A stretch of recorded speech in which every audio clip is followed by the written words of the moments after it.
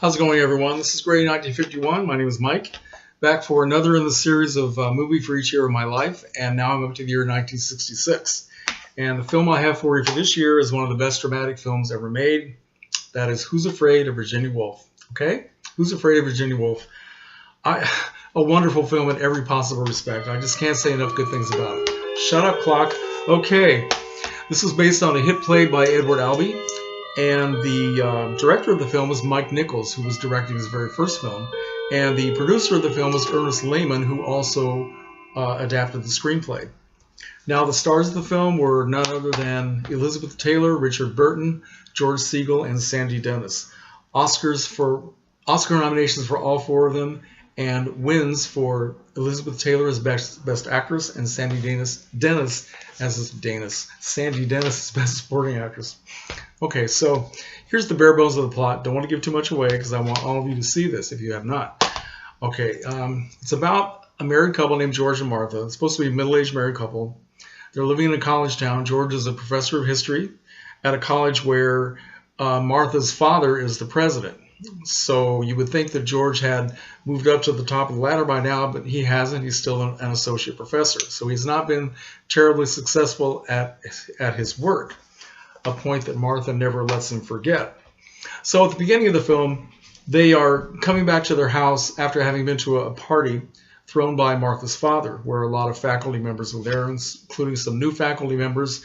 And they have invited a young married couple, Nick and Honey, played by Segal and Dennis, to come back after the party and have drinks and conversation. It's about 2:30 in the morning, and they've already had a lot to drink. They're all tired, but these people come over to this ramshackle house filled with clutter that George and Martha have lived in for a long time, and they proceed to, I don't know, they go through, they're up all night, dialogue between each other, interaction between the characters, all kinds of anger and secrets and sexual frustrations, all kinds of things come out between George and Martha about their marriage, about their relationship, how they feel about each other. And Nick and Honey are drawn into their very unhappy and very bizarre lives. And you soon learn that Nick and Honey, even though they're a very young married couple just starting out, they are kind of on their way to turning into another George and Martha. So that's what it's all about. It's just about the fantastic dialogue and interaction between all these characters. And like I said, I just can't say enough good things about it. This was a film that had a lot of bad language in it for the time. The play was considered to be a play that was not filmable because of the language and because of the sexual themes and innuendos. And but the screen rights were bought by none other than Jack Warner, the head of Warner Brothers Studios, the very last of the Warner Brothers. He paid $500,000 for the rights to the screenplay, and everybody thought he was out of his mind because there's no way you could film this story unless you soften it up so much that it has absolutely no impact. Well, so according to one of there are a couple of great documentaries on this two-disc set. One about the making of the film and the other about its impact on censorship of the time. And according to Edward Albee, who was the playwright, he said that Jack Warner bought the film with Bette Davis in mind to play Martha, who would have been about the right age. Filmed in 1965, so Bette Davis would have been about 57 years old, right? A lot older than Elizabeth Taylor, who was only in her early 30s at the time.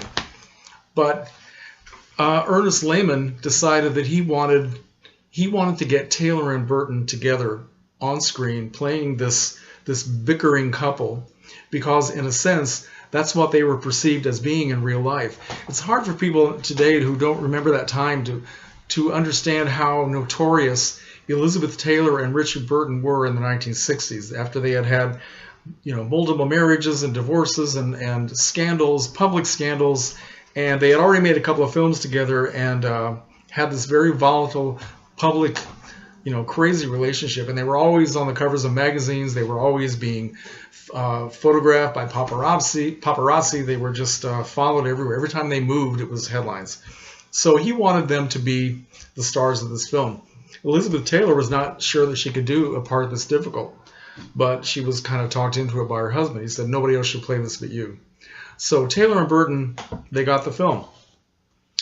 And the original director of the film was supposed to be John Frankenheimer, who had already done Manchurian Candidate, 7 Days in May, and later in 1966 would direct one of my favorite films, a film called Seconds, starring Rock Hudson. But Taylor and Burton didn't want Frankenheimer. They wanted a guy named Mike Nichols, who had never directed a film before. He had directed Broadway. But they knew Mike Nichols, and they just somehow felt that he would be the one that could do it. And they were right. He did a fantastic job. Taylor always gave him credit for drawing the performance that was due to this character out of her. So Elizabeth Taylor gained something like 20 or 30 pounds and made her she was such a beautiful woman, so glamorous. I mean, she was known more for being a glamorous and alluring woman than she was for being a great actress. She was a good actress and a competent actress, and improved herself in films like Cat on a Hot Tin Roof and Suddenly Last Summer, but nothing ever like this. But she threw herself into this, and she was absolutely fantastic. I mean, I don't think anybody ever expected that Elizabeth Taylor could do something like this. And indeed, even though she gave this performance and won the Academy Award, made a lot of films afterward, never did anything even close to this. Maybe she just wasn't given the chance, but she certainly proved herself as a great actress. Richard Burton matched her every step of the way with his fantastic voice and the way he could portray anger and sadness. I mean, he's just wonderful. George Segal, Sandy Dennis. Now, I don't know if this was George Segal's first film or not, but he was very, very good in this part. Sandy Dennis was a stage actress. She had only played in one other film before this. She was in a very small role in Splendor in the Grass back in 1961. But other than that, she'd only been on the stage. So she was basically a new commodity. And she established herself as, well, I've talked about Sandy Dennis before. She established herself as a Sandy Dennis type, that only parts written for someone like Sandy Dennis, she's the only one that could play them. She was so unique in the way that she looked, in the way that she spoke her lines, in the way that she phrased everything with pauses between words, kind of like the way Bette Davis used to do it. And she was very hot for a while and deservedly won an Academy Award. So the film was very notorious for its language, and the censors didn't know what to do with it. Now, I guess it was, according to this documentary, I guess it was customary in those times in the 60s when things were starting to change as far as language and what people wanted to see on the screen and what they were expecting, I guess, that if there was any question whether or not certain kinds of scenes and themes and language would be accepted, they would always make kind of an alternate version of a film where those scenes could be cut out or replaced with other dialogue or something, so that if the first version didn't pass by the censors, they would have this other version ready. Well, Jack Warner decided not to do this with Who's Afraid of Virginia Woolf, and it eventually, of course, eventually got released. I think it was one of the first films that had a rating on it that said adults only, right? And that was kind of the beginning of the new system of rating a film rather than giving it a seal of approval. So it was very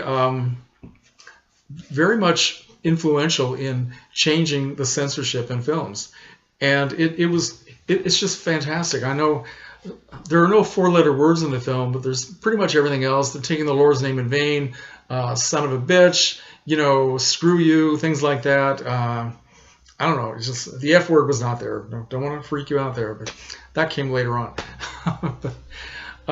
It's also interesting to me as a piece of trivia that Edward Albee said that this was bought for Bette Davis, right? Well, that would have been fascinating. Bette Davis wanted the part. She campaigned hard to play that part, but she was kind of, the producer wanted somebody else, so she didn't get it. But if anyone has seen the film, you know that the very first words in the film come from Martha, and she's walking into her house with George, and she's looking around at the messy house they live in, and she says, "What a dump," which of course is a line from a Bette Davis film called Beyond the Forest back in 1949. Bette Davis walks into her living room and she looks around and she just says very matter-of-factly, "What a dump," and doesn't give it any more dramatic emphasis than that. Of course, now when Martha, I've seen this play, but I don't remember if it was done the same way in the play, but the way it was done in the film, Elizabeth Taylor first delivers the line in a very straight way. And then she starts doing this exaggerated Betty Davis imitation with the walk and the gestures with the cigarette and the what a dump, the way it became legendary, as if Betty Davis had actually said that in her film, which she did not. So the whole 5 or 7 or 8, almost 10 minutes of dialogue that begin the film are all up talking about, she's trying to figure out what the name of the Betty Davis film was that line was from, and George can't remember it, so she's telling him all about this film. Anyway, I'm saying all this because, as Edward Albee said, he wanted Betty Davis to do this part because it would have been fascinating to see Betty Davis up on screen doing an imitation of Betty Davis. I'm not sure it would have come off that well, but it would have been fascinating. So, film was nominated for 13 Academy Awards. It won 5. Yeah, 5. It was nominated for Best Picture, did not win, but it certainly... and it certainly established Mike Nichols as a great director. So step 1 for him. And I really can't recommend this enough. 1966, Who's Afraid of Virginia Woolf? I was 15. I did not see this at the movies. I think I saw it maybe 20 or 30 years later. I really can't remember. But yeah, I was too young to get in. Hard to believe now. Okay.